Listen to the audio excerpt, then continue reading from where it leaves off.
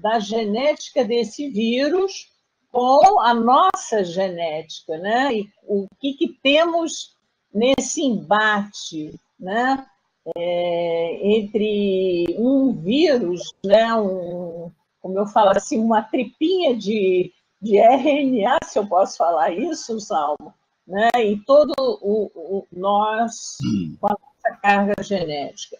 Então, doutor Salmo, nós já estamos com a participação de mais de 30 profissionais, doutor Gustavo Fraga, da Unicamp, doutora Cristiane Kopacek, lá do Rio Grande do Sul, e doutor Messina, coordenador nacional da Rede Universitária de Telemedicina, para lhe dar boas-vindas.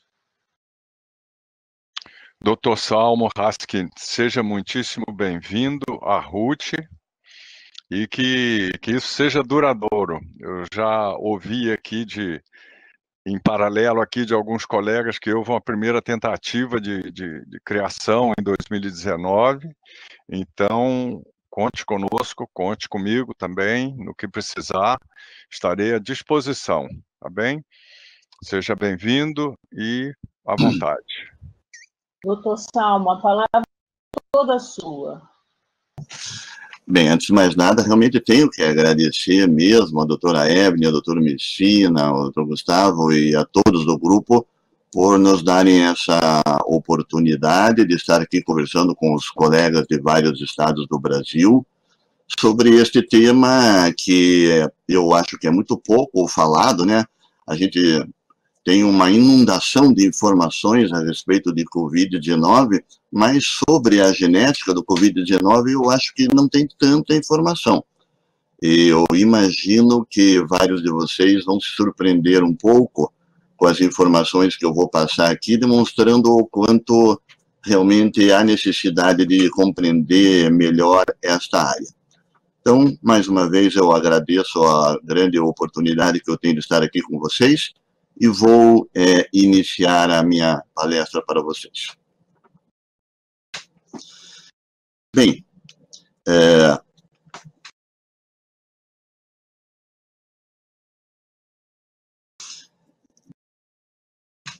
vamos começar lembrando como que o SARS-CoV-2, né, que é o vírus responsável pela Covid-19, onde que ele se localiza, né? Então, ele faz parte, né, dessa família chamada Coronaviridae, né, da onde existem pelo menos 4 gêneros, né, alfa, beta, gama e delta coronavírus, e ele está no grupo dos beta-coronavírus, né? Esse grupo dos beta-coronavírus inclui, inclusive, as 2 últimas grandes epidemias importantes que nós tivemos, né, que foi pelo MERS, né, e pelo SARS-CoV, e por isso ele recebeu o nome, então, de SARS-CoV-2. E aqui no lado direito nós estamos vendo uma micrografia eletrônica mostrando o vírus SARS-CoV-2, que nós vamos tentar destrinchá-lo aí nos próximos minutos, pelo conhecimento que temos nesses 6 meses que ele nos acompanha todos os dias.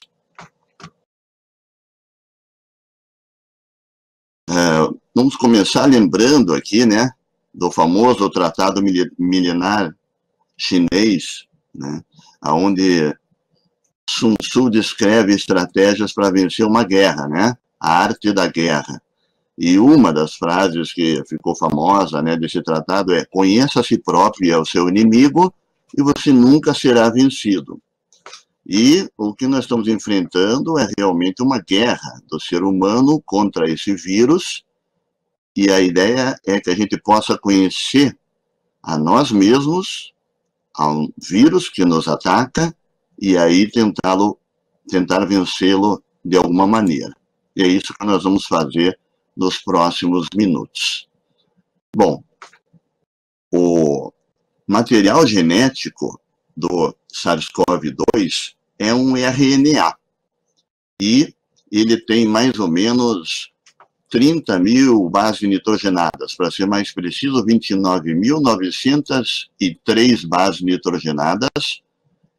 Dentro do grupo dos vírus de RNA, ele é considerado um dos que tem a maior sequência, um dos maiores vírus de RNA. Por exemplo, ele é o dobro do genoma do influenza A, mas comparado com o genoma humano, ele, obviamente, é muito pequeno, né? Então, ele tem quase 30 mil bases nitrogenadas, e caberia naquelas 4 folhas de jornal que vocês estão vendo ali, mas o genoma humano tem 3 bilhões de bases nitrogenadas, né? E você teria, então, que ter 1.500 volumes de 700 páginas cada um, em tamanho A4, para escrever o genoma humano. Então, essa é uma comparação do tamanho dos genomas, né, entre o invasor e o hospedeiro, e o que impressiona realmente no final de toda essa história, como que um genoma que entre os RNA vírus é pequeno, mas de uma maneira geral é grande, mas de uma maneira geral, obviamente, é muito pequeno, como que ele consegue ter uma maquinaria tão precisa, tão efetiva e tão impressionante para, inclusive, matar o indivíduo que tem 3 bilhões de bases nitrogenadas no genoma, né? Então, a primeira pergunta para entender o genoma do SARS-CoV-2 é como que um genoma de 30 mil pares de bases consegue sintetizar dezenas de proteínas. Daqui a pouco nós vamos ver essas proteínas, e são dezenas mesmo, né? Então, diferente, obviamente, dos eucariotes, dos seres humanos, o RNA dos vírus, em especial aqui do SARS-CoV-2, ele tem o que a gente chama de várias fases de leitura aberta, no inglês Open Reading Frames. E o que é o tal do Open Reading Frame? É importante entender, né? É uma sequência de RNA que fica entre um código inicial, né, de início de tradução do RNA, e um código de final da tradução, né, um código de terminação. Então, toda essa sequência aqui é um Open Reading Frame. Acontece que o SARS-CoV-2 e outros vírus também, eles podem ter vários pontos de início e de final. Então, só como exemplo, na linha 1 aqui, tem um ponto de início e de final. Já na linha 2, ele usa um outro ponto de início e ponto de final. Então, uma outra fase de leitura aberta na linha 2. E na linha 3, uma terceira fase de linha aberta com outro ponto de início e outro ponto final. Então, de uma sequência de, entre aspas, apenas 30 mil bases nitrogenadas, o SARS-CoV-2 faz a abertura e a leitura de várias sequências dessas, cada uma delas responsáveis pela produção de proteínas. Aqui está, então, o genoma do SARS-CoV-2. E é quase que praticamente sobre ele que nós vamos nos debruçar durante essa conversa toda. Ele tem 14 Open Reading Frames, como eu falei agora para vocês, né? Então, aquele genoma de 30 mil, ele se abre como se fosse 14 vezes, e codifica para 27 proteínas. Essas proteínas, elas podem ser divididas em 3 grupos principais, né? Um grupo de proteínas chamadas não estruturais, um grupo de proteínas chamadas estruturais, e um terceiro grupo chamado de proteínas acessórias. E nós vamos ter que entender isso direitinho para poder compreender como que ele nos ataca. 2/3 da sequência do RNA, então daqui até aqui, 2/3, né, de toda a sequência de 30 mil, codificam para as 2 principais Open Reading Frames, que é a Open Reading Frame 1A e a 1AB, tá? E elas codificam para as proteínas PP1A e PP1AB, respectivamente, né? A PP1AB, que vocês estão vendo aqui embaixo, é a maior delas, e essa que contém, então, as 14 Open Reading Frames, né, para 16 proteínas não estruturais, que os nomes estão aqui, né? Non-Structural Protein, 1, 2, 3, 4, até 16. Então, aqui falamos sobre as proteínas não estruturais. Qual é a função dessas proteínas não estruturais? São várias, né? A replicação do vírus dentro das nossas células, a correção dos erros de replicação, ou seja, os erros de replicação levam a mutações, né? Mas, surpreendentemente, até o SARS-CoV-2 tem uma maquinaria importante de correção dos erros de replicação, baseadas principalmente neste gene exon N, aqui, tá? Neste gene NSP14, que codifica para a proteína exon N. Esta proteína vai corrigir os erros de replicação, de modo que nós vamos ver mais para frente que a taxa de mutação do SARS-CoV-2 não é tão grande quanto se esperava. As estruturais também são responsáveis pela tradução, né, da sequência do RNA. O RNA do SARS-CoV-2 é chamado de um RNA positivo, de fita positiva. Isso quer dizer que ele não precisa ser transcrito, ele está pronto já para ser traduzido. Basta ele se deslocar até os ribossomos da célula humana e ali ele já pode ser traduzido, não precisa nem ser transcrito, né? As estruturais, as não estruturais, também servem para a supressão das proteínas do hospedeiro, né? Então aqui já começamos a ver um mecanismo que o vírus utiliza, sabendo que quando ele tentar entrar, o nosso corpo vai tentar impedir. O bloqueio da resposta imune do nosso corpo e para encapar o RNA, para estabilizá-lo, ele poder trafegar direito dentro da célula e não ser destruído dentro da célula. Então, são todas as funções dessas proteínas não estruturais.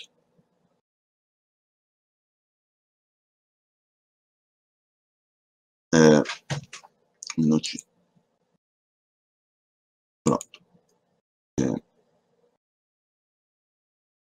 O terço final do RNA codifica para proteínas que conferem a estrutura do SARS-CoV-2 e algumas proteínas chamadas de acessórias. Então, aqui nós estamos vendo as 4 principais proteínas que dão a estrutura do SARS-CoV-2, S, E, M e N, que nós vamos falar, e aqui embaixo alguns fatores acessórios, no terço final.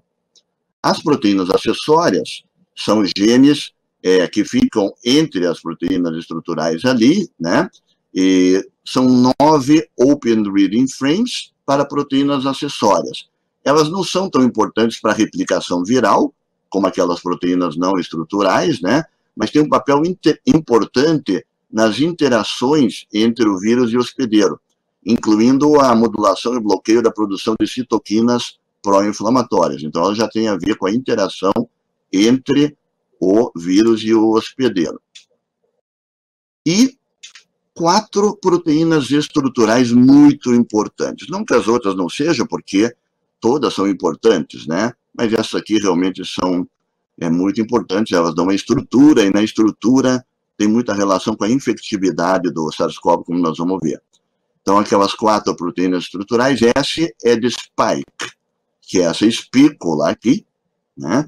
Que dá, inclusive, o nome ao coronavírus, porque parece uma coroa, né, de rei aqui, justamente por causa da proteína spike.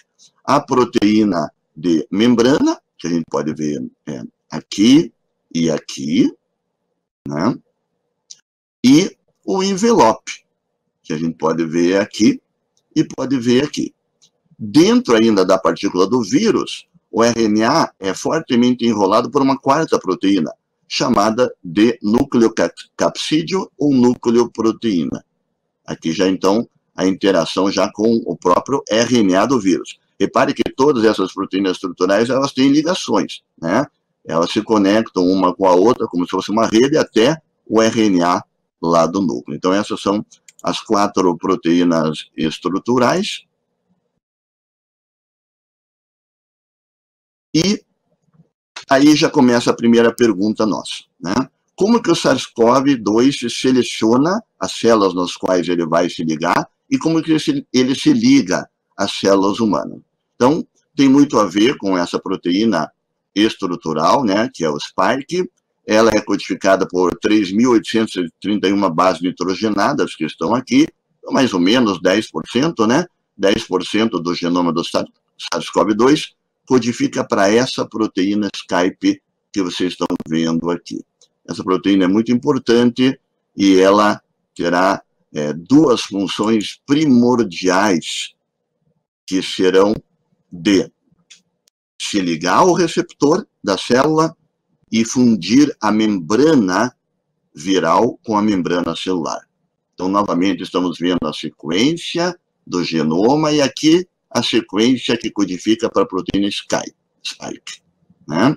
E aqui, aumentada a proteína Spike, a gente já consegue ver nesse aumento que ela é dividida em duas subunidades.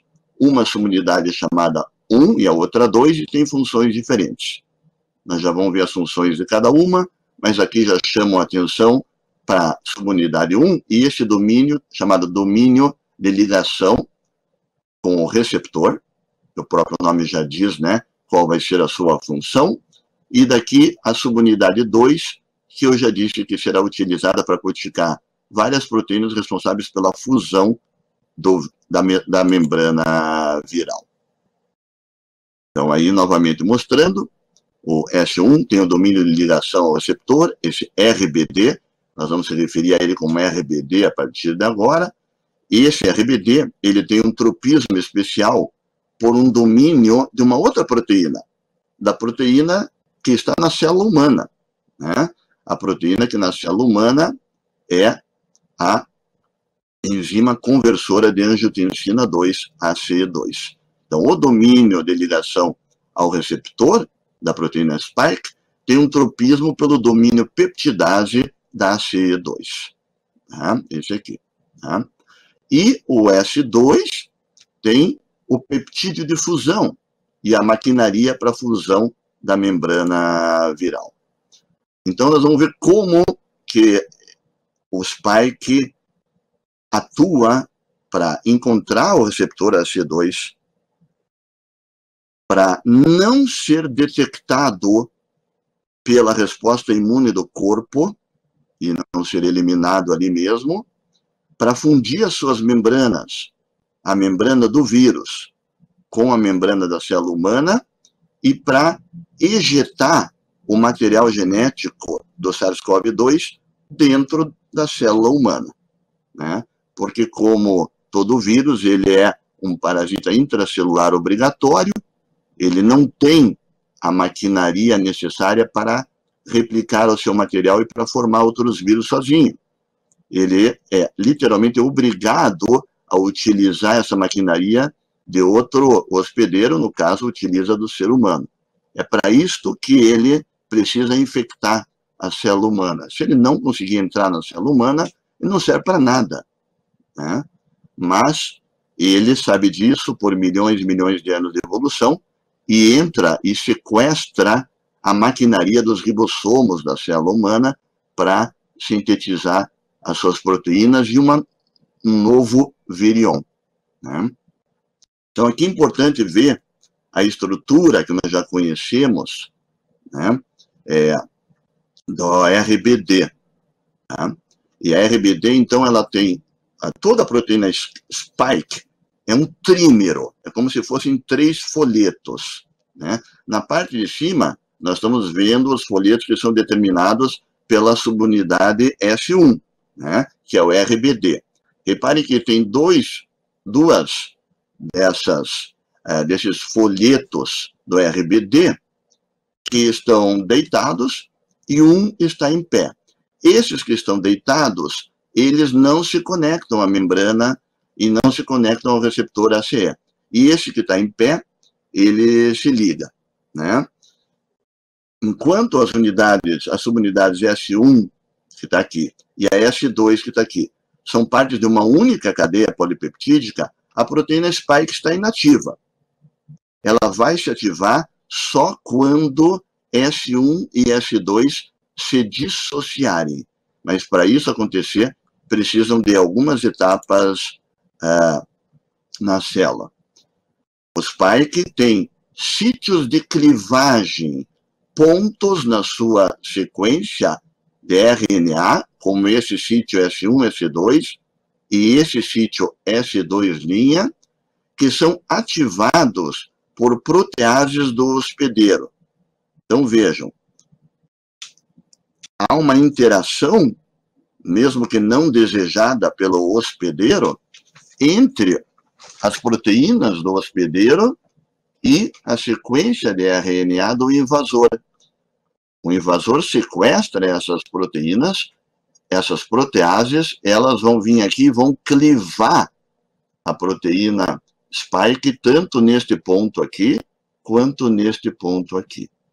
Reparem que isso aqui é justamente a junção da unidade 1 e da unidade 2. Então, quando cortar aqui, vai separar a unidade 1 e a unidade 2. Reparem que tem um segundo ponto de clivagem aqui, né? Aí entram em ação essas proteases, que, como eu já disse antes e repito agora, são proteínas produzidas, né, pelo próprio ser humano, pelo próprio hospedeiro. É um grupo de enzimas que, por proteólise, ativam uma série de proteínas, como, por exemplo, as glicoproteínas virais. E elas ampliam a capacidade de fusão viral com o hospedeiro. Uma das proteases que nós produzimos, uma das mais importantes, se chama furina. Essa furina ela é muito expressa nas células dos nossos pulmões, de modo que esses vírus envelopados exploram este fato para ativar suas glicoproteínas.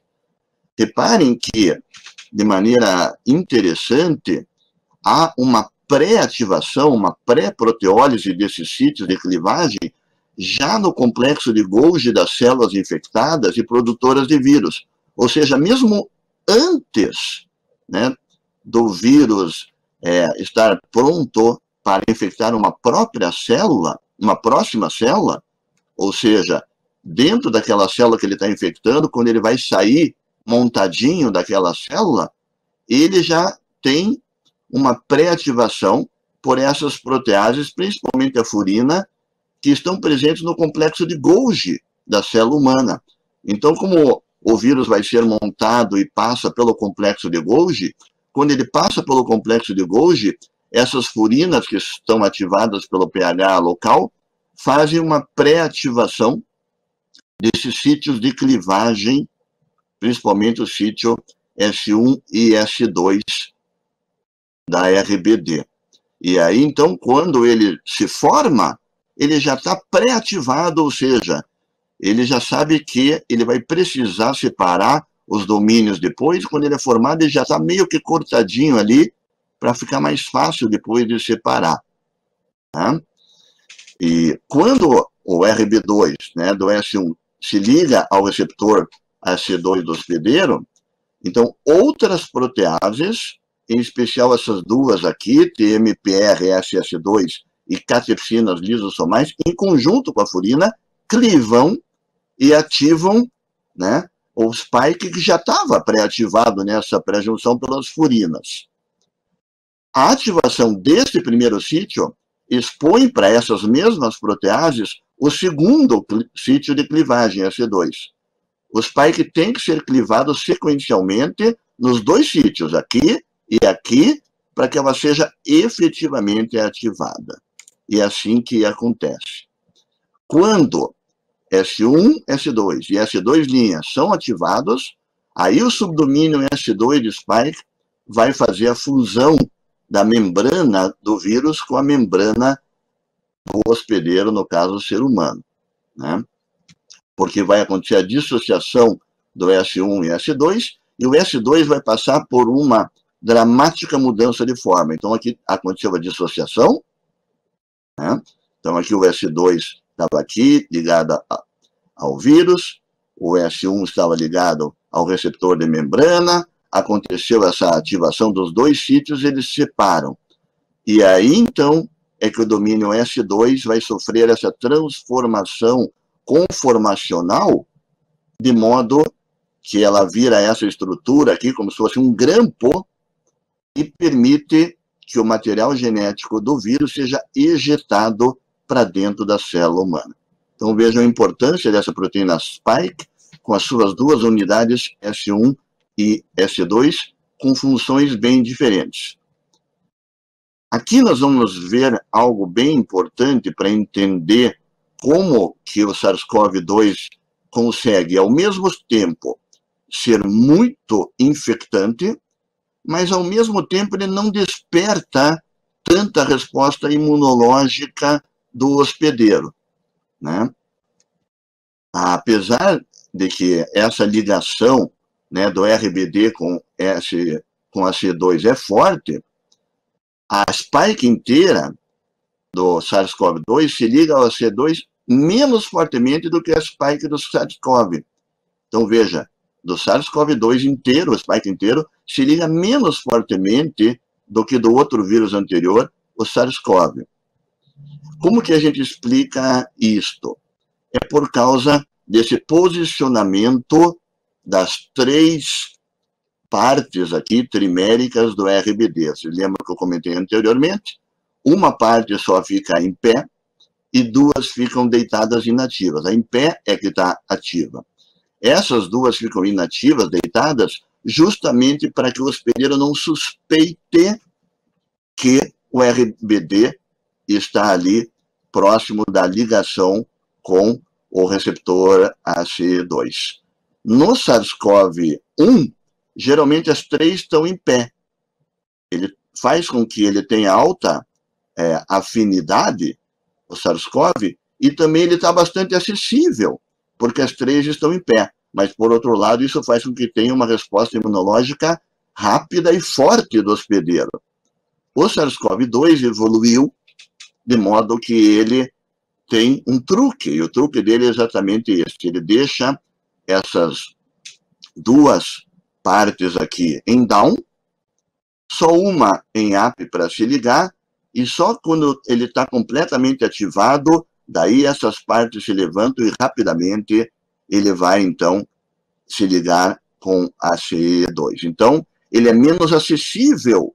O RBD do SARS-CoV-2, ele tem uma afinidade tão grande com a CE2 quanto o SARS-CoV, mas ele é menos acessível. E ele faz isso justamente para que ele seja menos reconhecido também pela célula, né? Como que ele faz para que essa acessibilidade diminuída não seja um problema para o SARS-CoV-2? Bom, vejam, ali na sequência, tá, entre a subunidade 2 e a subunidade 1, bem aqui, né, existe só no SARS-CoV-2 uma inserção de 4 aminoácidos, que são esses aqui, ó, RRAR. Esses 4 aminoácidos que fazem parte do genoma do SARS-CoV-2 e que não tem no SARS-CoV, eles criam um sítio de clivagem para a furina. Esse sítio de clivagem polibásico é uma das peculiaridades que praticamente só está presente no SARS-CoV-2 e que se acredita que seja um dos fatores que dá grande efetividade para a infecção dele. Então, repare, ele abre mão de uma capacidade de ligação, escondendo, né, o receptor do domínio de ligação, para evitar uma resposta imunológica forte, mas, em contrapartida, ele tem esse sítio polibásico que, por ter um sítio de clivagem para a furina, aumenta a sua infectividade. Essa inserção de 12 bases nitrogenadas que existem ali, né, a cada 3 bases um aminoácido, como vocês lembram, né? Então, 12 bases nitrogenadas, 4 aminoácidos. Compensa a pouca acessibilidade do RBD de SARS-CoV-2 com a CD2. E formam essas 4 aminoácidos uma alça, um loop exposto, aumentando a suscetibilidade da proteína S à clivagem mediada pelas proteases. Então, isso facilita a infecção pelo SARS-CoV-2. Além disso, como já disse, a sequência da inserção dessas 12 bases gerou um local de clivagem para a protease furina. Essa sequência de 12 bases, como já falei também, é única, ela não foi encontrada em nenhum outro coronavírus conhecido, nem menos nesse coronavírus aqui do morcego, que depois nós vamos ver que é o mais parecido que tem com SARS-CoV-2. Então, é algo peculiar do SARS-CoV-2 e deve ser responsável por boa parte da diferença que existe entre este vírus e outros coronavírus, né? Para manter essa alta infectividade, mesmo com a RBD menos acessível, o SARS-CoV-2, então, tem duas estratégias. Uma é aquela pré-ativação das proteases do hospedeiro, né? Então, a pré-ativação pelas proteases do hospedeiro, que acontece ainda dentro da célula, quando está se formando o SARS-CoV-2 dentro da célula humana. E a outra são essas ligações oglicosídicas que flanqueiam o local de clivagem. Essas são as duas estratégias para manter a alta infectividade. A pré-ativação, que eu já tinha citado, e agora repito só para entendermos melhor, a pré-ativação do spike pela furina aumenta a entrada do spike, né, em tipos de linhagens celulares que expressam a C2, incluindo o epitélio e o fibroblasto pulmonar, ou seja, ele aumenta o tropismo do spike justamente pelas células que ele quer afetar. E as proteases TMPR, SS2 e catepsina ativam a entrada e têm efeitos cumulativos com a furina. Então, essas três proteases, né, a TMPR, SS2, catepsina e furina, são certamente as três mais importantes que ativam a entrada do SARS-CoV-2 na célula. Por exemplo, no SARS-CoV, né, no SARS-CoV anterior, a entrada dele é ativada só por essas duas proteases, mas não pela furina. Então, a furina aqui também é uma peculiaridade do SARS-CoV-2. E o fato de que a RBD do SARS-CoV-2 se esconde, permitindo que ela escape da resposta imunológica, pode ser responsável pelo tempo prolongado da recuperação da Covid-19.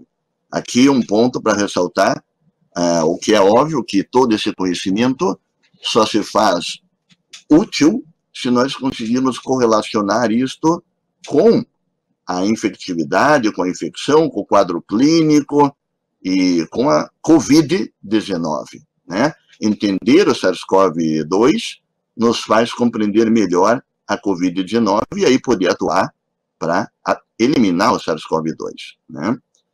Então, aqui mais ou menos um resumo, né, de como que o SARS-CoV-2 despista a resposta imunológica da célula.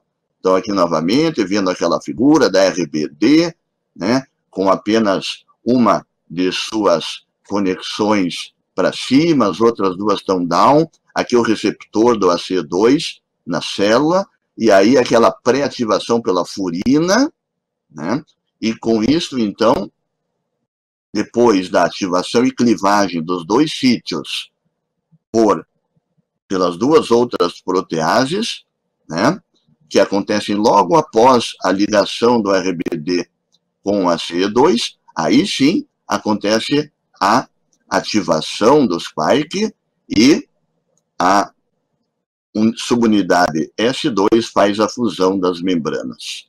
Então, aqui uma comparação dessas diferenças entre o SARS-CoV e o SARS-CoV-2, né? Então, no SARS-CoV, a frequência daquelas trímeros da RBD na posição AP, que é a posição pronta, né, para fazer a conexão com a C2, é alta. No SARS-CoV-2, como nós falamos, é baixa. Mas isso permite uma evasão imunológica maior do SARS-CoV-2, porque o RBD fica escondido naquelas duas unidades que ficam down.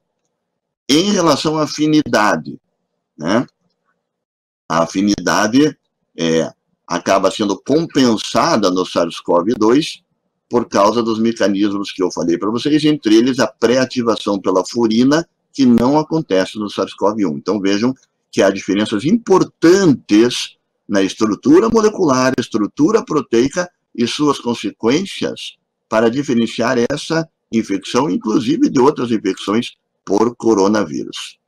Além disto, outra peculiaridade que tem é que esta inserção de 4 aminoácidos que a gente falou, bem na junção, né, entre a subunidade 1 e a subunidade 2, ela insere também este aminoácido aqui, prolina. Reparem que nos outros SARS-CoVs não tem essas 4 aminoácidos do sítio de clivagem polibásica, como a gente já falou, mas também não tem essa prolina aqui. E essa prolina aqui, ela atrai esses resíduos de serina, S de serina, T de treonina, S de serina, e esses resíduos STT, eles são lugares para ligações de açúcares, ligações chamadas O-glicosídicas. E qual a importância dessas ligações de açúcares? Por que o fato deles terem essas 3 ligações O-glicosídicas pode ser importante? Porque esses açúcares servem, né, essa glicosilação da proteína e do SARS-CoV-2 servem para esconder novamente o spike da defesa imunológica. Os açúcares escondem o spike da defesa imunológica de modo que ele possa escapar mais uma vez, né? Essa prolina, então, que a gente mostrou aqui para vocês, né, essa prolina aqui, né, ela induz a formação dos sítios de O-glicosilação, esses 3 aqui, tá, para ligações O-glicosídicas. A prolina induz a formação dos sítios em aminoácidos serina e treonina. E elas criam um domínio glicosilado, né, um domínio de açúcar que protege, como eu falei, a proteína S. Vários vírus utilizam esse domínio como escudos de açúcares, né, para imunoevasão. Então, nesse ponto, vocês já devem estar, obviamente, notando quantas ferramentas e quantos truques a evolução deu para o SARS-CoV-2 para que ele, ao mesmo tempo, possa ser altamente infectante e escape da resposta imunológica do ser humano. Resumindo, as peculiaridades do genoma do SARS-CoV-2 em relação aos outros beta-coronavírus são essas 3 que nós já falamos para vocês. O domínio de ligação receptor menos acessível, porém com alta eficiência, o local polibásico de clivagem, que só eles têm, e que permite essa pré-ativação da protease furina, ainda no complexo de Golgi, mesmo antes de sair da célula humana, e as ligações O-glicosídicas, que protegem o RBD do reconhecimento imunológico pelo hospedeiro. Aí estão as armas principais do genoma do SARS-CoV-2 para ser altamente infectivo e não elicite uma resposta imunológica forte do hospedeiro. E com isso, né, o SARS-CoV-2 consegue entrar dentro da célula humana e ali dentro o que vai acontecer? Vai ser ejetado, então, o seu RNA para dentro da célula humana e ele vai direto para os ribossomos, né? Ele sequestra os ribossomos humanos e ali ele começa um processo que é bem complexo, por sinal, de síntese, primeiro de replicação, e depois de síntese de suas próprias proteínas, e, passando pelo retículo endoplasmático, pelo complexo de Golgi, começa a se formar novamente outros vírions. Lá dentro da célula humana, a célula, ele transforma a célula humana numa máquina de produção de outros vírions. E aí esses vírions saem da célula, destroem essa célula, matam ela e vão invadir outras células da mesma forma que eu já falei, ressaltando já no Golgi aqui, eles já são preparados para invadir outra célula, no sentido de que as furinas presentes no Golgi já pré-ativaram o spike desse novo vírus mutado. Então, é uma máquina preparada para invadir a célula humana. É para isto que ela serve, é só isto que ela almeja. Muito bem, diante dessas informações todas, uma das perguntas que eu sei que todo mundo se faz, né, mais até os leigos do que nós, é se o SARS-CoV-2 seria um vírus criado em laboratório, né? Existe muita suspeita nesse sentido, mas o que a gente vê, entendendo o genoma do SARS-CoV-2, é que ele não foi criado num laboratório. Quais são os argumentos para isso? Este artigo aqui, na Nature Medicine, é um dos principais artigos que eu recomendo a leitura para quem queira entender os argumentos de que ele não foi criado em um laboratório. Agora vocês podem compreender melhor os argumentos depois dessas explicações sobre a estrutura e as proteínas do vírus. O genoma do SARS-CoV-2, como vocês viram, ele tem várias diferenças, além das 12 bases nitrogenadas de inserção, em comparação com outros coronavírus, né? O vírus que tem a maior homologia genética, ou seja, mais parecido com ele em termos de bases nitrogenadas, é o coronavírus de um determinado morcego, mas este, que é o mais próximo, ele compartilha apenas, entre aspas, 96% do seu genoma com o SARS-CoV-2. Mas como 96% não é muito, é claro que é muito, né? Mas 4%, né, de 30 mil bases nitrogenadas são cerca de 1.200 pares de bases diferentes. Então, para alguém manipular num laboratório 1.200 pares de bases diferentes para criar o SARS-CoV-2, isso simplesmente não tem tecnologia em lugar nenhum do mundo para fazer isso, né? Sem falar nas peculiaridades, né? As 12 bases nitrogenadas da inserção que criam um sítio de clivagem polibásico. Como que alguém ia pensar em manipular, né, dentro do laboratório e engenhar tudo isso aqui? Mas isso não é tudo, né? Também foi encontrado uma homologia do SARS-CoV-2 com o genoma desse animal, que é o pangolim, né? E a composição genética do SARS-CoV-2 não era conhecida, a do pangolim não era conhecida até a descoberta do SARS-CoV-2, ou seja, não tinha como alguém falar, o pangolim é assim, então agora vamos utilizar a informação do pangolim para criar o SARS-CoV-2. Não, essa informação sobre o genoma do pangolim parecido com o coronavírus SARS-CoV-2, ela veio só depois da descoberta do SARS-CoV-2, tornando improvável que alguém estivesse trabalhando com eles em um laboratório. As ligações oglicosídicas, que acabamos de falar, né, os locais de fixação de açúcar, é uma outra pista importante de que o vírus é natural, né? Um meio de cultura, a plaquinha de cultura no laboratório, não consegue criar essas ligações oglicosídicas. Então, isso torna muito improvável que essa adaptação, né, a presença desses locais de fixação de açúcar, surja do crescimento do vírus em um laboratório. Quase elimina a hipótese da cultura de tecidos gerando a formação de um novo vírus, né? E, mais do que todos esses pontos fortes do vírus, que fica realmente difícil, né, a gente pensar que isso possa ser engenhado pelo ser humano, por falta de conhecimento mesmo, né, e de tecnologia também, né? Talvez o mais importante, o argumento mais importante de que não foi feito no laboratório não seja nem os pontos fortes, mas sim a existência de pontos fracos do SARS-CoV-2, né? E um bom exemplo disso aqui é esse domínio de ligação, que é diferente do SARS-CoV, como a gente falou, e que não é ideal, né? Com aquelas duas conchinhas na posição down e só uma na posição up. Quem iria conseguir compreender isto e inventar uma coisa dessas, tornando o SARS-CoV-2, na verdade, menos infectante, não é verdade? Por causa que ele tem essas duas posições down, né?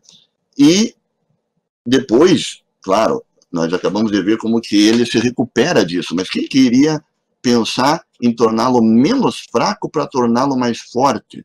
Tudo isso se soma para a gente concluir que o vírus não foi, provavelmente, manipulado dentro de um laboratório. Bom, mas se ele não foi manipulado dentro de um laboratório, de onde veio? Né? E a resposta para essa pergunta, de novo, vem da genética. Essa resposta virá comparando genomas de vários organismos, de vários animais, né? E isso, obviamente, já está sendo feito desde o primeiro momento, porque o genoma do SARS-CoV foi sequenciado logo no início, né? Inclusive, o Brasil teve um papel importante com um sequenciamento bem rápido lá no início, e aí começou a genômica comparativa, comparar não só SARS-CoV-2 entre eles, que nós já vamos ver daqui a pouco, mas principalmente compará-los com outros coronavírus e outros vírus que infectam outros animais. Bom, do alinhamento da sequência de genomas comparativos, viu-se que existe uma homologia de cerca de 80% do SARS-CoV-2 e do SARS-CoV anterior. Então, esse 80% é importante, mas também não é muito alto, né? Mas uma homologia de 93% com a sequência desse coronavírus que foi isolado desse tipo de morcego, proveniente da província de Yunnan, na China, a 2.000 quilômetros de Wuhan. Aliás, esse é um outro ponto para ir contra a manipulação, porque esse morcego aqui estava a 2.000 quilômetros da onde começou a ter, né, as primeiras infectividades do SARS-CoV-2. Então, muito parecido, o genoma do SARS-CoV-2, muito parecido com o genoma desse morcego RATG12. Mas o contato direto do humano com o morcego é raro, né? E então, isso sugere que talvez haja um hospedeiro intermediário entre o morcego e o humano, né? E que nós não tenhamos sido contaminados diretamente pelo morcego. E os hospedeiros intermediários foram encontrados, né, no SARS-CoV, que é um tipo de um gato, né, um civete, e também na MERS-CoV, que é um camelo dromedário, né? Eram hospedeiros intermediários, né? E aí, então, essa genômica comparativa começou a comparar a sequência do SARS-CoV-2 com tudo que outros coronavírus, né? E viram que esse RATG3 é o que possui a maior homologia e, portanto, deve haver, é quase certo que haja algum tipo de conexão, né? E surgiu de alguma maneira a partir deste coronavírus, deste tipo de morcego, né? Então, você tem aqui esse morcego, né? E aqui o humano, e a pergunta é, será que foi direto? Será que tem um hospedeiro intermediário, né? Como surgiu o SARS-CoV-2? E aí, um desses organismos que foram sequenciados para comparar e que tem enorme homologia genética com o SARS-CoV-2 é um coronavírus que afeta esse animal aqui, chamado pangolim, né? Então, vejam que só o vírus do morcego é que tem uma homologia maior do que o do pangolim, né? Mas reparem aqui, agora que nós conhecemos o domínio, né, de ligação do receptor, quando a gente vai comparar só o domínio de ligação do receptor, o pangolim tem uma sequência muito mais homóloga do que o do morcego. Então, como um todo, né, do genoma todo, o morcego tem uma homologia maior do que o pangolim, mas se você olhar só o domínio de ligação, o pangolim é bem maior do que o morcego. Então, aí você começa a fazer hipóteses de como que aconteceu, né, o surgimento. E uma das ideias, obviamente, então, é que o pangolim seja o hospedeiro intermediário do SARS-CoV-2. Mas essa não é um consenso ainda. Perdão. Não é um consenso ainda, porque a homologia, né, do RBD do SARS-CoV-2 é maior com o coronavírus que infecta o pangolim, como eu falei. Existem 6 aminoácidos na RBD que são determinantes para a ligação, né, entre o SARS-CoV-2 e o ACE2. O do pangolim tem exatamente esses 6 aminoácidos da RBD. Vejam a homologia desses 6 aminoácidos total, né? O do morcego só tem um aminoácido igual entre esses 6. Tá? Então, aí você começa a pensar em outras hipóteses para o surgimento do SARS-CoV-2 em humanos, que não seja somente o morcego passando, né, o vírus do morcego sendo transmitido para o pangolim e do pangolim para o ser humano. Existe uma hipótese que agora começa a ser levada mais em consideração, que é o que a gente chama de recombinação, que é a mistura de material genético de vários animais. E isso acontece, mas precisa ser confirmado ainda de maneira mais concreta para o SARS-CoV-2, né? E aí, agora, recentemente, olhem só, eles descobriram um coronavírus de um outro morcego, que tem simplesmente o sítio polibásico, só que com 3 aminoácidos. Lembra que o sítio polibásico do SARS-CoV-2 tem esses 4 aminoácidos que era tão peculiar a ele? Pois não é que já descobriram um morcego que tem 3, né? Não é igual, mas é muito parecido, esse coronavírus do morcego RMYN02. Mas ele tem uma homologia baixa com o SARS-CoV-2, né? Mas ele tem esses sítios polibásicos, né? Então, qual é a ideia por trás disso tudo, né?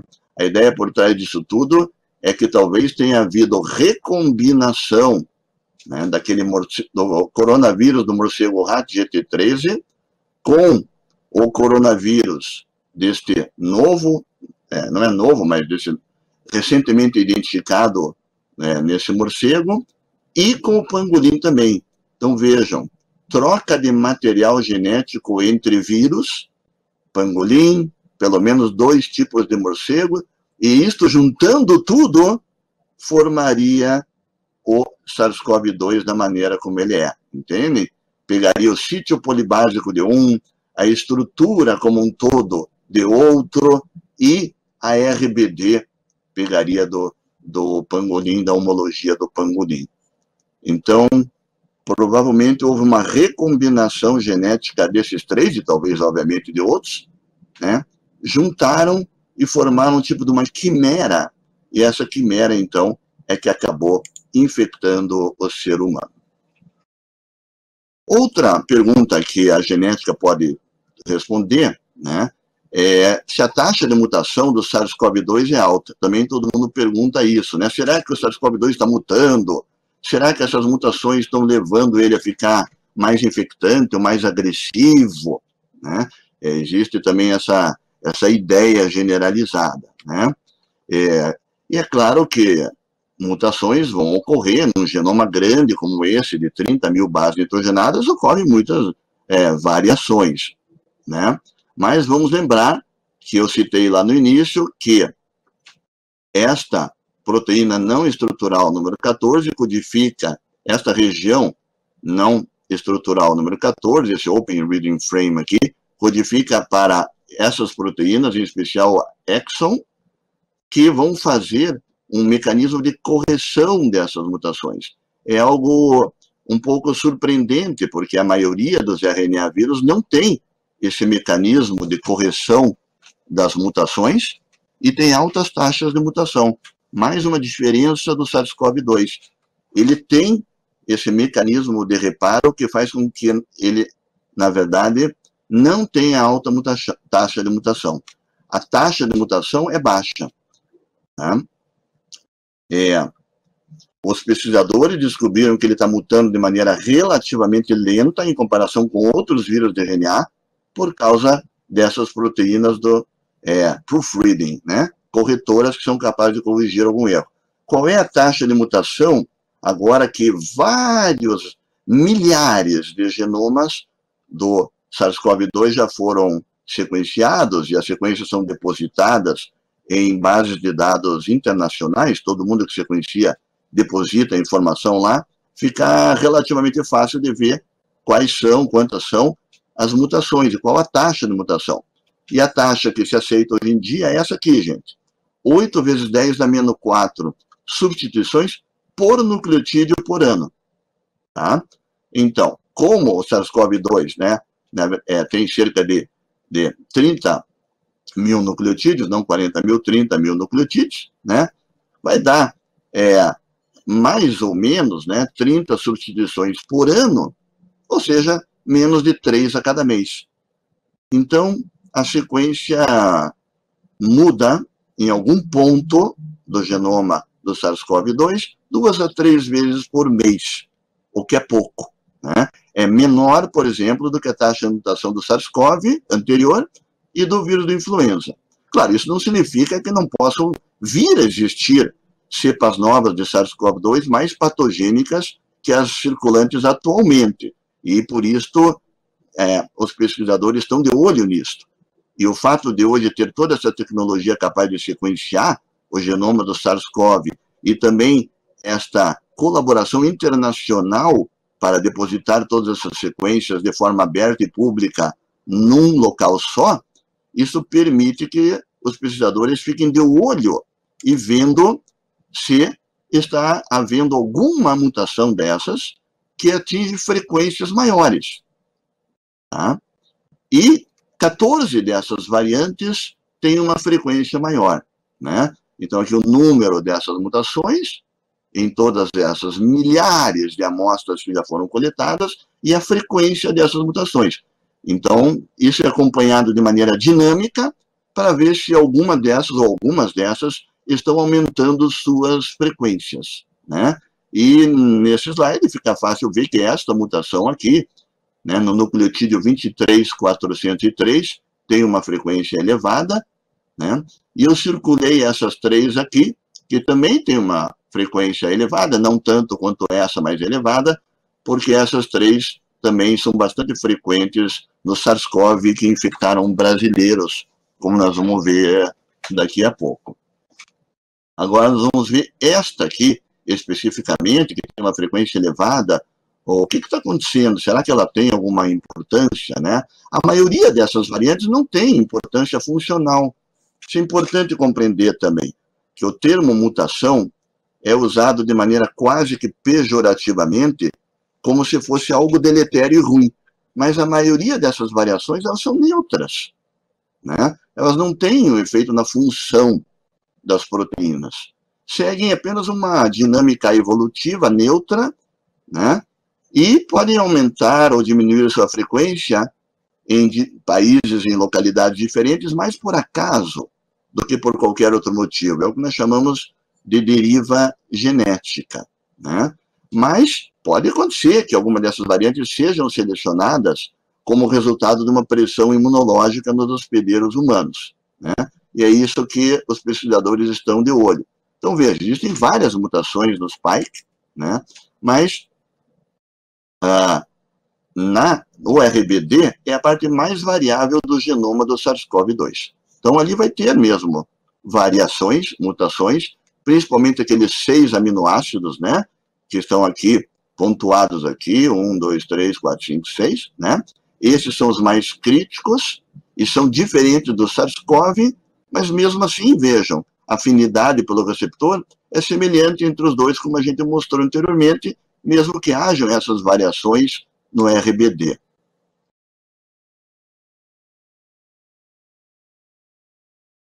Agora, aquela variante que está atingindo frequência populacional muito alta, praticamente no mundo todo, essa é que os pesquisadores estão, digamos assim, um pouquinho mais preocupados, né? Esta na posição 2343, que se chama a variante D614G, ou seja, está mudando aqui de D, em laranja, para G. Ela fica na posição terminal do S1 do spike, né? Lembra da subunidade 1, subunidade 2, fica no finalzinho da subunidade 1, perto do sítio de clivagem lá para a furina. É aqui o local desta variante D614G. E esta variante, ela vem aumentando a sua frequência na população de maneira impressionante. Então, esse trabalho aqui foi o primeiro, um dos primeiros, né? Que é justamente do grupo GISAID, que se chama, né? Que é o grupo que acumula as sequências que são enviadas pelo mundo inteiro e vai comparando. Eles falaram, opa, espera aí que essa mutação aqui está acontecendo algo muito estranho, né? A forma D desta variante acontecia com frequência até maior ou igual à forma G no início da epidemia. Na maioria dos países, na verdade, a variante D614 era a mais frequente no início.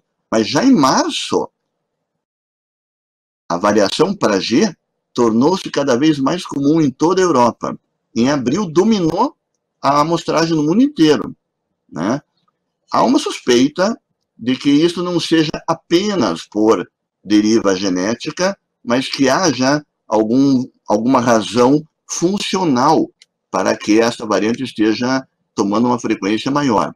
Alguns acreditam que esta mutação diminui a interação entre as unidades S1 e S2, facilitando o desprendimento do S1 do S2, e aí aumenta a fusão na membrana e a infectividade. Então, alguns acham que é apenas uma variação neutra, outros estão começando a achar que talvez não seja tão neutra assim.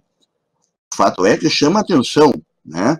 Aqui, vejam, vários países, né, aqui o mundo todo, tudo que está em laranja era a forma D do 614.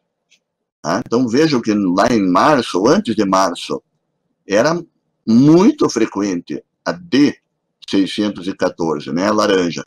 Com o passar dos meses, vejam como a variante 614G se tornou absolutamente predominante na grande maioria dos países. Talvez menos, né, em alguns países aqui da Ásia. E até tem uma hipótese para explicar. Então, esse autor aqui fez um trabalho recentemente mostrando que a variante pode reduzir, né, esta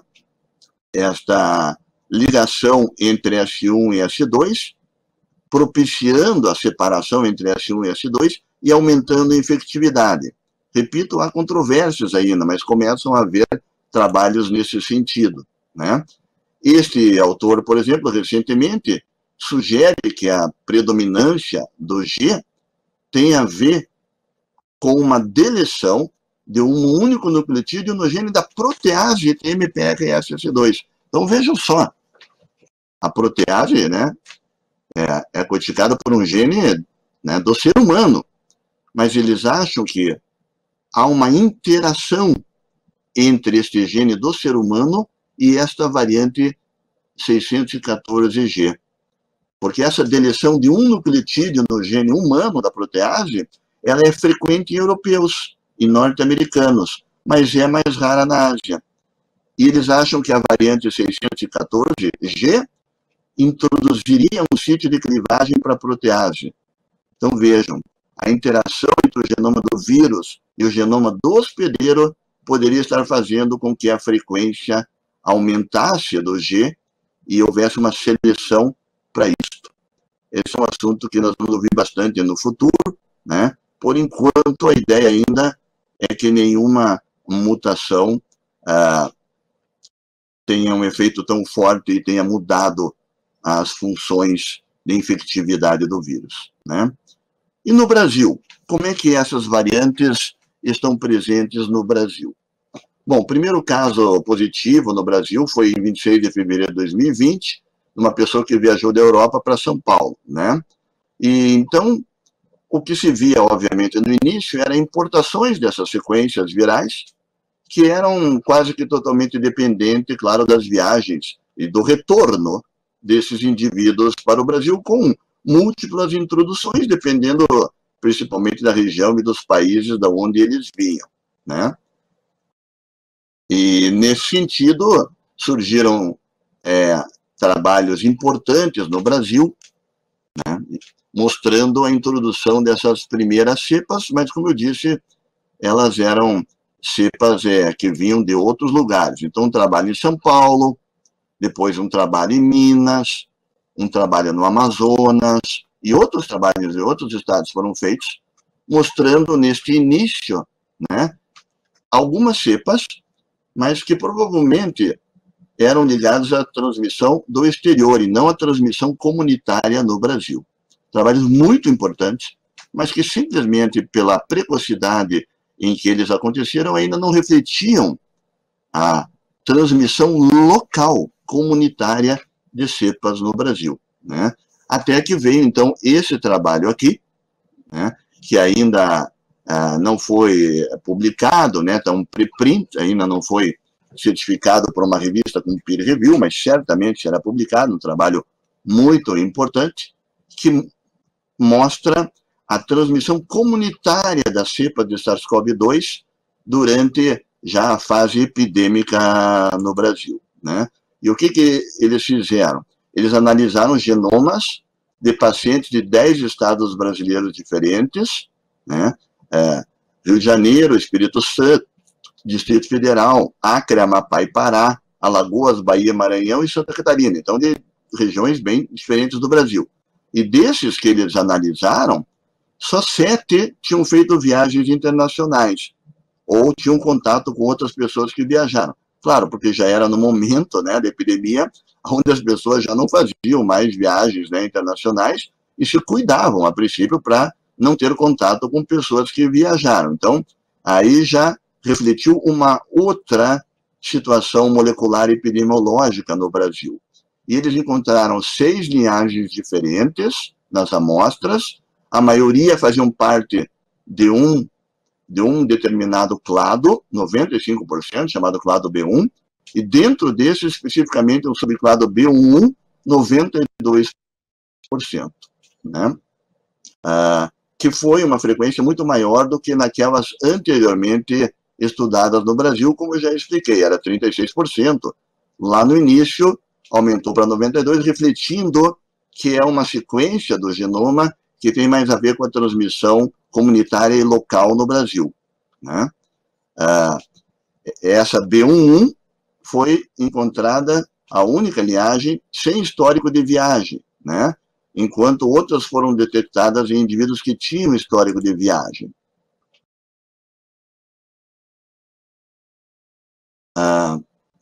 Lembram daquele slide que mostrava aquelas 3 mutações que eu falei que eram presentes no Brasil, que tinham frequência alta no mundo inteiro? Eram essas 3 aqui. Essas são as características do clado B11. Só que, além dessas 3, que são frequentes no mundo inteiro, no Brasil tem essas outras 2 aqui, que não foram detectadas em nenhum dos outros genomas disponíveis na base de dados mundial. Parece que são variantes quase que específicas, ou pelo menos inicialmente originadas, vamos dizer assim, na população brasileira. Então, vejo que o Brasil, através de seus pesquisadores na área de virologia molecular, está presente, está acompanhando essas mudanças, que são importantes não só para entender a circulação do vírus dentro do país, mas também no momento em que uma vacina for produzida, porque nós, obviamente, vamos querer que a vacina que seja produzida, ela seja efetiva também para as variantes que sejam peculiares aqui no Brasil. Bom, para isso nós vamos saber quais são as variantes que são peculiares aqui no Brasil. Reparem que essas variantes, quando você olha a América do Sul, elas diferem de frequência nos diferentes países da América do Sul, né? E quando você olha o Brasil, que é um verdadeiro continente, né, elas também diferem de prevalência nos diferentes estados do Brasil. Então, isso tudo tem que ser acompanhado muito de perto, né, e está sendo acompanhado pelos pesquisadores brasileiros para entender quais são as diferenças intra-regionais no Brasil também em relação a essas cepas do SARS-CoV-2. Muito bem, falamos bastante sobre a genética do SARS-CoV-2, né? Mas todo vírus, né, é um parasita intracelular, então ele depende também de quem ele vai infectar. Qual é o papel do genoma do hospedeiro na Covid-19? Eu listei algumas perguntas, que realmente não são todas, mas algumas perguntas que todos nós nos fazemos dia a dia e que nós não temos resposta. Por que as crianças se infectam menos e têm doenças menos graves? Por que alguns jovens têm doença grave? Por que tantos permanecem assintomáticos e outros não? Por que outros desenvolvem doença leve e alguns outros doença tão grave? Por que morre mais homem do que mulher? Claramente. Por que alguns grupos étnicos são mais afetados do que outros? Por que grande parte dos contágios está associada a poucos indivíduos e uma pequena parte a muitos indivíduos? Por que alguns pacientes nossos ficam com a PCR positiva por muito tempo? Por que alguns demoram para se tornar IgG positivo? E por que alguns respondem melhor a certos tratamentos? São várias perguntas sem resposta e certamente teriam muitas outras para a gente colocar aqui. Talvez parte das respostas para essas perguntas podem estar não no genoma do SARS-CoV-2, que falamos até agora, mas sim na interação desse genoma com o hospedeiro, no caso, o ser humano, né? E foi formado um consórcio internacional de COVID-19 Host Genetic Initiative, que está estudando isso. Esse consórcio, ele não foca no genoma do vírus, apesar que ele estuda também o genoma do vírus, como nós vamos ver, mas o foco é o genoma humano.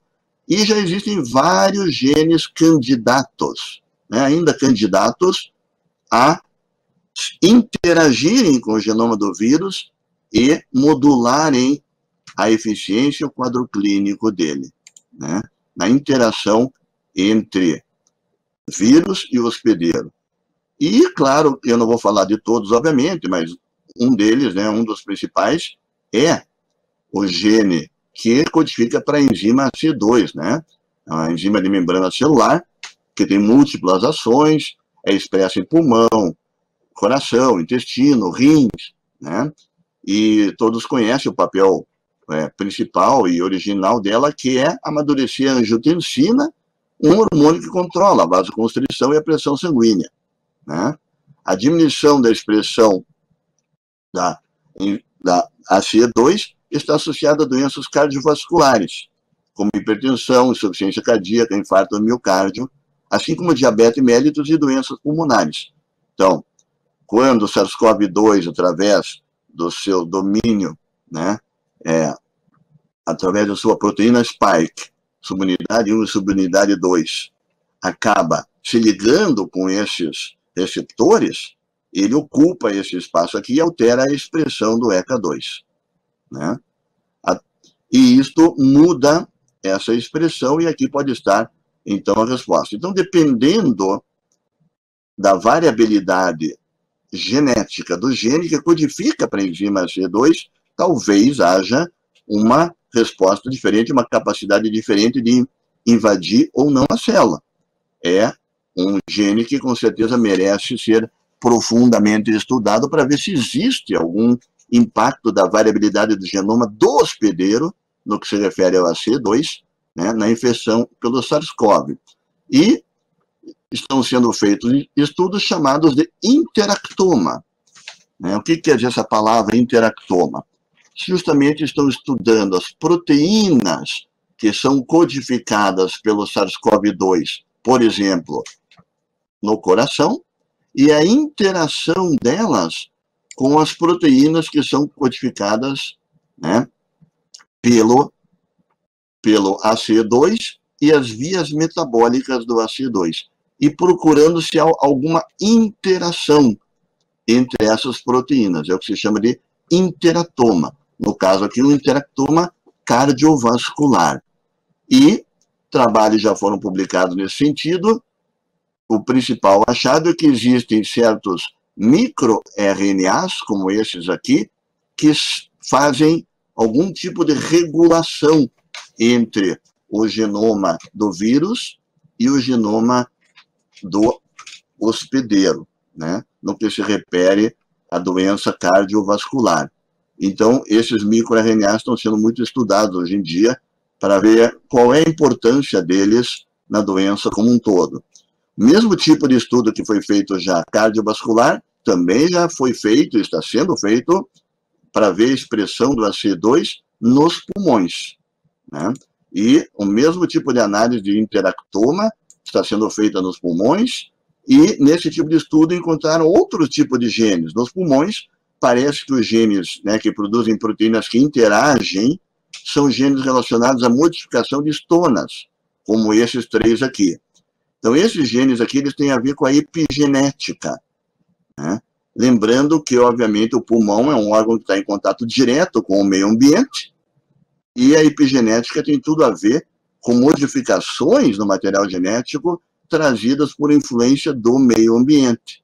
Então, faz sentido que esses genes relacionados a modificações epigenéticas das estonas possam ter papel importante na variabilidade de expressão da doença nos pulmões e não tanto no coração, obviamente, que é um órgão interno, né, internalizado, não tem contato com o meio ambiente. Outros genes estão relacionados lá no coração.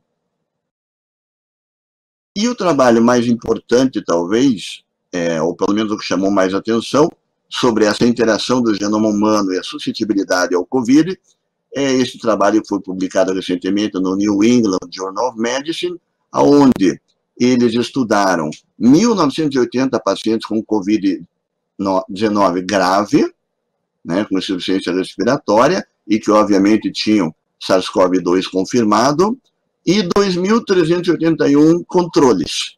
E o que eles fizeram?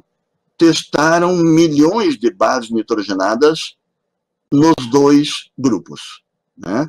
Um estudo de associação de boa parte do genoma. Não é do genoma inteiro, mas é de milhões de bases nitrogenadas no genoma, nos dois grupos, e encontraram resultados, até certo ponto, surpreendentes, né? Um risco maior para pessoas do grupo sanguíneo A, né? E um efeito protetor para quem teria o grupo sanguíneo O. Esse foi um dos principais achados. E o segundo achado importante, uma região no braço curto do cromossomo 3, onde tem pelo menos 6 genes nessa região, alguns deles com funções relevantes para o COVID, e eles estão tentando entender se um ou mais desses genes aqui poderiam estar implicados, então, nesta resposta do hospedeiro e na modulação do genoma do hospedeiro em relação à infecção viral. Este é um mapa, né, do logaritmo das associações que foram encontradas nesse trabalho. Então, aqui mostrando, né, no cromossomo 9, no lugarzinho onde é codificado os grupos sanguíneos ABO, né, e aqui no cromossomo 3, onde é codificado esses 6 genes que eu falei para vocês. Dá para ver que os picos ultrapassaram essa linha vermelha só nesses 2 lugares. Interessante que nesse trabalho o gene ACE2 não teve uma diferença significantemente estatística, ou seja, nesse trabalho o ACE2 não despontou como um dos lugares que poderia haver essa importância no genoma humano, mas sim esses 2 lugares que eu apontei aqui para vocês, né? Então, no cromossomo 3 e no cromossomo 9, mostrando esses resultados. Estamos chegando ao final. E aqui gostaria, então, de lançar essas perguntas e algumas hipóteses, né? Por que o SARS-CoV-2 é tão ameaçador e está causando um problema desse tamanho para o planeta inteiro, né? Porque, entre outras coisas, comparado principalmente ao SARS-CoV anterior, muitos pacientes com SARS-CoV-2 desenvolvem baixos níveis de anticorpos neutralizantes e sofrem doença prolongada. Então, isso aqui, se confirmar, vai ser um problema bem grande, né? Porque se você desenvolveu uma IgG, mas essa IgG não for suficiente para te proteger da doença, então isso vai ter muitas repercussões. Não só nas vacinas, né, que vão ter que ser possivelmente ofertadas de maneira mais frequente, né, mas também as pessoas acharem que são IgG positivas e por isso estão imunes, quando talvez não seja bem assim, né. Essas características, alta infectividade, né, mas baixa produção de anticorpos pelo corpo humano, indicam que o SARS-CoV-2 evita a vigilância imunológica humana com mais eficácia que o SARS-CoV, né? Quando um vírus evolui para escapar da vigilância, eles se tornam menos infecciosos, né? Eles têm baixa aptidão e se tornam menos infecciosos. Só que o SARS-CoV-2, ele permanece altamente infeccioso, né? E consegue fazer uma combinação de evasão imunológica e alta infecciosidade, e isso contribui para a ampla disseminação dele no planeta inteiro, pelos motivos que nós mostramos para vocês durante essa palestra. Daí a importância da gente descobrir esses mecanismos moleculares que permitem ao SARS-CoV-2 evitar a vigilância imunológica e manter alta infecciosidade. Uma somatória de fatores que é difícil de encontrar em outros vírus. Mas, conhecendo a estrutura molecular e proteica do SARS-CoV-2, nós também podemos compreender que ele tem pontos fracos. Na verdade, cada uma dessas etapas tão complexas, né, de infecção entrada, replicação, transcrição, formação do novo virion e saída dele da célula, são também calcanhares de Aquiles do SARS-CoV-2. E existem diversos medicamentos que, em tese, podem interferir nessas diferentes etapas. E como todos sabem, esses medicamentos estão sendo amplamente testados no mundo inteiro e acredita-se que, na verdade, nós teremos, para tratar o SARS-CoV-2, um coquetel de medicamentos. Não vai ser um medicamento só, né? Porque um coquetel que vai interferir em várias etapas ao mesmo tempo. Como é mais ou menos a questão do HIV, onde tem um coquetel, né? Cada droga interferindo numa etapa do ciclo do HIV. Provavelmente, no SARS-CoV-2, é a mesma coisa que vai acontecer nos próximos meses, né? Bem, a genética, não satisfeita com toda essa participação na interação entre o SARS-CoV-2 e o genoma humano, ainda quer interferir também na produção das vacinas, né? E não é que uma das vacinas que está se mostrando mais promissora e mais próxima de chegar ao mercado, não é que é uma vacina de RNA, né? A vacina de RNA é algo um pouco diferente do que estamos acostumados, né? Você colocar não o antígeno, né, dentro do corpo humano, mas sim colocar o RNA, que a gente falou tanto aqui, né, nessa palestra, obviamente o RNA atenuado, né, o RNA modificado para não causar a infecção pelo SARS-CoV-2, mas que permita que o corpo reaja e produza seus anticorpos, né. Então, vacinas de RNA estão sendo produzidas e elas evitam o risco de integração no genoma do hospedeiro. Isso é considerado uma vantagem comparativa em relação às vacinas de DNA, que podem se integrar, né, no genoma e daí causar outros problemas piores do que o SARS-CoV-2, né? E elas são derivadas do esqueleto do genoma de um alfavírus, e na qual os genes que codificam a maquinaria de replicação do RNA, né, então aqueles genes não estruturais da replicação, eles estão intactos, mas os que codificam as proteínas estruturais são substituídos, de modo que ele não consegue produzir as proteínas estruturais, não consegue montar o virion dentro da célula, né? Uma vacina de RNA mensageiro foi a primeira que entrou em ensaios clínicos. Os primeiros voluntários receberam a vacina 10 semanas depois que apareceu, né, que foi revelada a sequência genômica do SARS-CoV-2. Então, foi uma das primeiras. E agora, no dia 11 de junho, iniciou a fase 2 dessa vacina, envolvendo 300 adultos jovens e 50 adultos com mais de 55 anos. A fase 3 dessa vacina vai incluir 30 mil pessoas e começa em início de julho. Tá? Essa empresa aqui é que está despontando como a mais promissora no que se refere à vacina de RNA, e acho que nós vamos ouvir falar muito sobre as vacinas de RNA. Para resumir toda essa nossa conversa, né, temos aqui, então, SARS-CoV-2. Quem nós somos, SARS-CoV-2? Quem nós somos? Seres humanos, do outro lado. O que queremos? Sobreviver. O que os humanos querem? Sobreviver. Como sobreviver? SARS-CoV-2 sequestrando ribossomos humanos. Os humanos eliminando o SARS-CoV-2. Quais estratégias do SARS-CoV-2? Primeiro tem que entrar na célula. Qual a estratégia do humano? Impedir que entre na célula. E se os humanos descobrirem que o SARS-CoV-2 está entrando, temos que nos disfarçar. E nós vimos vários disfarces do SARS-CoV-2. E se entrarem? Bom, o humano tem que impedir que ele se replique. E o que mais que o SARS-CoV-2 tem que fazer?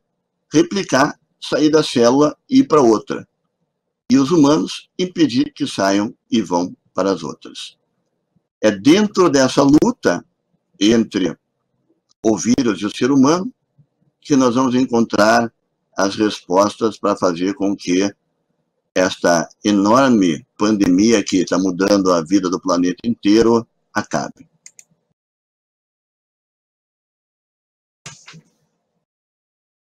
Obrigado.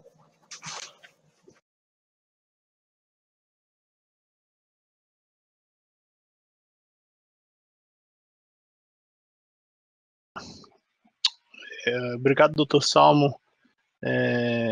Acho que a doutora Evelyn sofreu uma queda de conexão, mas chegou algumas perguntas aqui no bate-papo para você.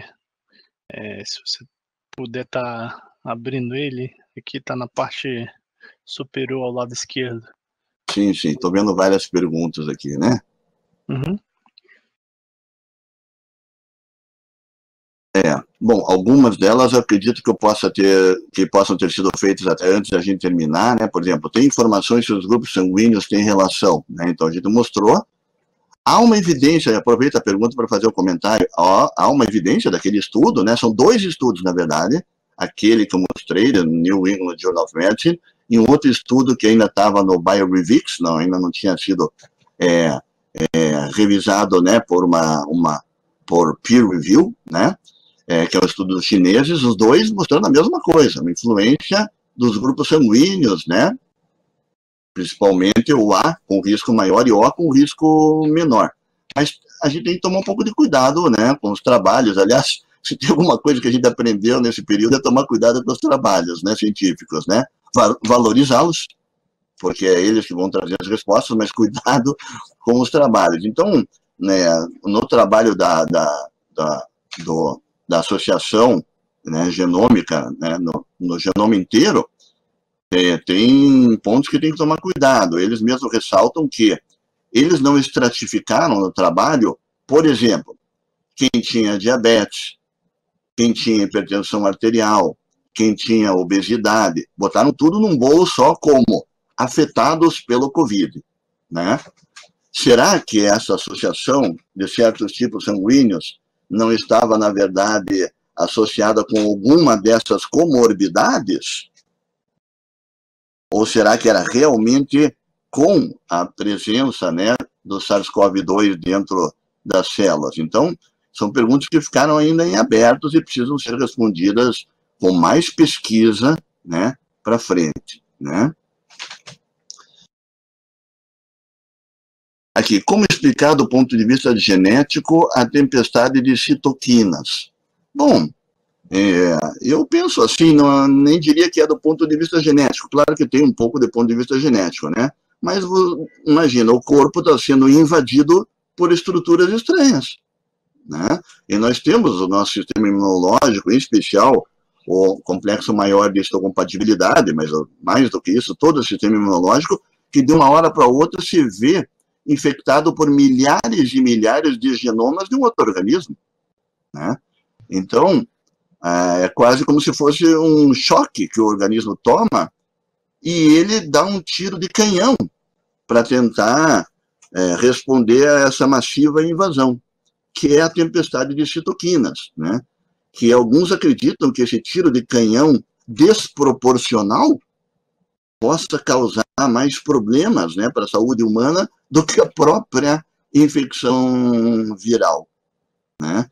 Então, aí a tempestade de citoquinas, que quando entra nessa etapa da doença, se torna bastante difícil de lidar com ela. Daí, os trabalhos recentes mostrando que corticoides, né, em especial a dexametasona, realmente parece que tem um efeito benéfico, porque eles justamente diminuem a resposta do corpo a esta tempestade de citoquinas, fazendo com que ela exista, porque você não pode acabar com ela, senão você acaba com a defesa do corpo, mas que não seja tão vigorosa, né, a ponto de destruir mais o corpo do que quem está agredindo a ele.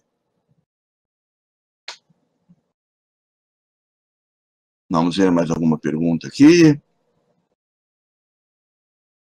Doutor Salmo, você está me ouvindo? Sim, estou ouvindo, doutora. Ai, que bom. É porque eu caí, nós ultrapassamos o horário e caiu aqui. Enfim, para lhe agradecer uma vez mais a excelente palestra, parabéns, foram de várias pessoas, tivemos uma pergunta, não só sobre as vacinas, que o senhor já conversou, mas também sobre o grupo sanguíneo, se o senhor poderia reforçar essa parte. Então, doutora, há pouquinho eu expliquei sobre o grupo sanguíneo, né, justamente sobre o grupo sanguíneo, aqui depois da finalização eu vi a pergunta do grupo sanguíneo, né, e eu expliquei que a gente tem que ter um pouco mais de cautela, apesar de que 2 trabalhos independentes, né, vão no sentido de uma forte influência do grupo sanguíneo, mas os trabalhos, eles não substratificaram as comorbidades das pessoas. Então, ali no grupo, né, de afetados pelo Covid-19, obviamente, muitas pessoas de alto risco, né? Pessoas com obesidade, com diabetes, com hipertensão arterial. Então, a gente tem que esperar trabalhos mais que vão refinar esses dados para ver se a associação não é com alguma dessas comorbidades e não com a infecção pelo Covid propriamente dito. Há uma forte suspeita que o grupo sanguíneo possa ter importância, mas obviamente também não será definitivo, porque nós temos pessoas afetadas de todos os grupos sanguíneos e temos pessoas que não se infectam de todos os grupos sanguíneos também. Então é uma peça que pode ser importante nesse quebra-cabeça, mas certamente não é a peça mais importante. E temos uma pergunta final, porque nós precisaremos realmente encerrar devido à hora, do Carlos Henrique, se o senhor sabe alguma coisa sobre o relato na mídia espanhola do encontro no esgoto, né, sobre a transmissão fecal. Eu acompanho como vocês, né? Acompanho como vocês pela literatura, às vezes pela mídia, né? E é bastante preocupante, né? Bastante preocupante, porque se este vírus ele conseguir resistir fora do nosso organismo, né? Com infectividade, talvez esse seja o ponto mais importante, aí nós temos um problema que vai conseguir ser maior do que tudo que a gente já tem. Mas, de novo, acho que tem que ser visto com cautela, porque a simples presença do vírus não significa que ele esteja infectante. É uma diferença brutal, né? Porque se ele estiver presente, né, nos esgotos e nesses lugares, mas ele não for infectante, bom, talvez não seja um problema tão grave assim, né? Agora, se ele for infectante, aí nós vamos ter que tomar medidas de cuidados ainda maiores e mais radicais do que essas que nós estamos tomando. Daí a importância das pesquisas, né, doutora? Só as pesquisas podem responder essas perguntas. O empirismo não vai nos responder essas perguntas nunca com precisão.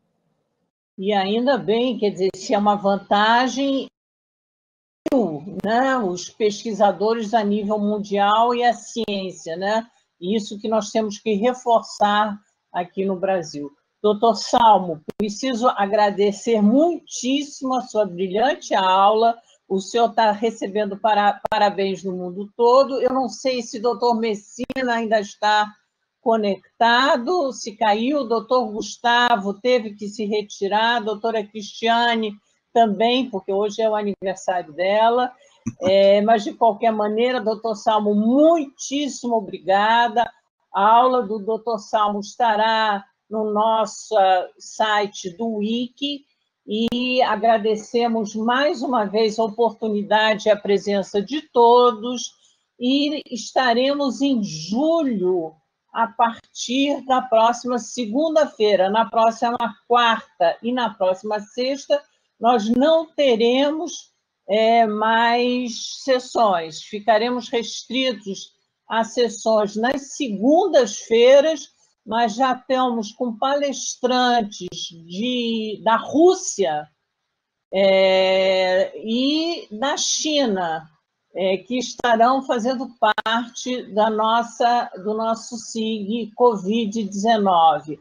Muito obrigado, doutor Salmo, muito obrigado, doutor Miguel, doutora Miriam, todos vocês que estiveram presentes, e solicitamos uma vez mais que façam o registro da sua presença, e o slide está aí no site da RUT. Salmo, muito obrigado, e nós veremos ainda a seguir em outras oportunidades. Abrações a todos. Obrigado a todos, obrigado, Evelyn, pela oportunidade. Olá, doutor Salmo, obrigado, viu? O doutor Messina precisou se retirar, ele vai ter uma reunião às 14 horas, mas nós da RNP estamos à sua disposição, tá? Muito obrigado. Eu que agradeço. Obrigado, Max.